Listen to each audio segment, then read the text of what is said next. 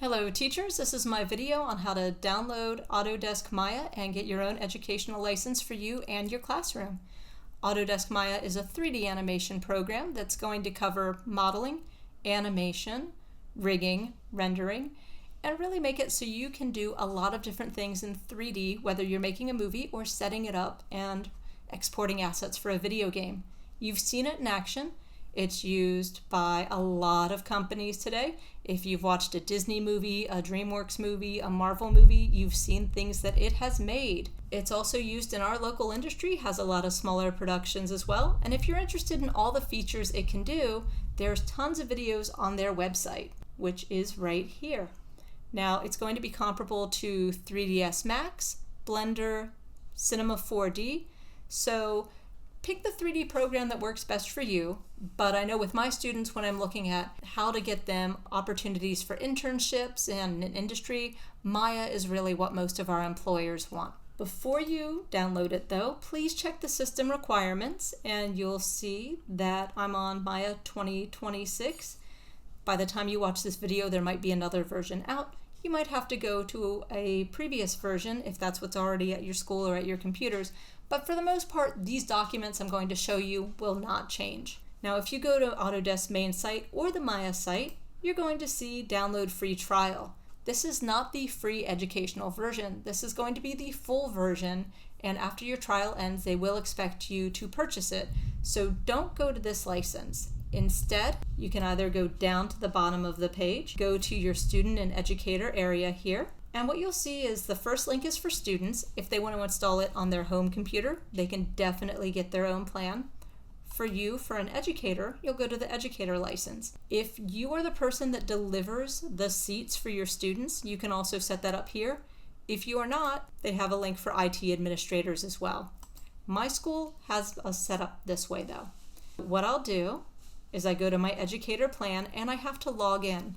I'm not sure why it's doing this today, but if I refresh, I'll see my account or anything linked to it here. My account is here. If you don't have an account, you'll need to set one up. You'll need your name, your email, and it needs to be an email with your accredited university. There are other ways to verify it as well, especially for the students, but this is the easiest way. If you don't have a specific email that is verified though, you will have to contact customer service. Once you do this, you can go to a products page. You'll see all the different products that they have to offer. Now, the nice thing is that you can download multiple products. It doesn't mean just because I have one that I can't use another. If you're also teaching Revit or Inventor, you can access all of the projects. All of them look similar. What you can do is pick your year, pick your operating system, and your language. Once you do that, go ahead and install. Once you've installed, you'll have a user management system. You can click on your name, go to your products, and this is where you'll see the different products you have. In user management, if you go to buy product, you can click here and set up your users if you need to set up accounts for your students. You can go to assign users and set them all up individually, or you can import, loading a CSV file. Just follow this format, first name, last name, email, put that on your first line, and then put all your students. While you're installing, it might ask if you want Autodesk Arnold.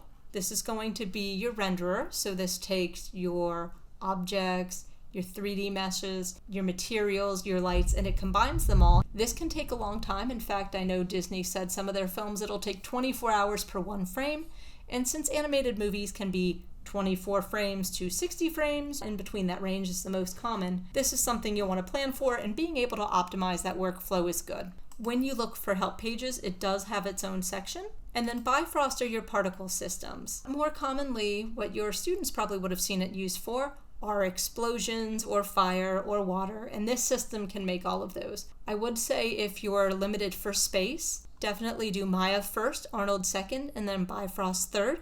Although if you have the time to install it, use it, you have the space, I'd recommend it. A lot of the plugins are dependent on it, and it can create some really neat effects, and it's not as hard as it used to be. Hopefully this helps and you can install everything for your students.